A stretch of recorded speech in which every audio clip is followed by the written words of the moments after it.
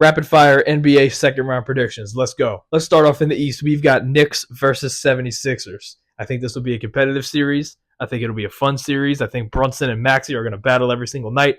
Embiid and Towns, we know their history. They're going to battle every single night. But I just think the Knicks' depth is going to show through a little bit more than the 76ers' depth will. We're going Knicks in 6. Now let's go to Pistons versus Cavs. A lot of this definitely depends on what version of James Harden we're going to get in this series. But I also think with how much the Cavs struggled against the Raptors for 6 games of that series, imagine what can happen against Detroit, who are very similar to Toronto, but the one difference is they have a lead guy that could go off for 40 any given night in Cade Cunningham. So with that being said, I think I'm leaning Pistons in 7. Now let's move on to the West, starting off with probably the most anticipated series of the bunch, Lakers versus Thunder.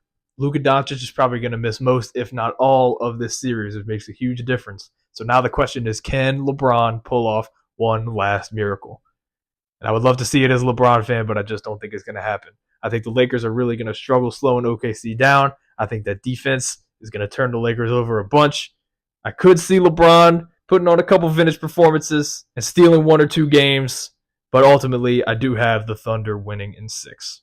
And last but not least, probably the hardest series for me to predict, the Spurs versus the Timberwolves. We just got word that Anthony Edwards is looking to play here in Game 1 tonight.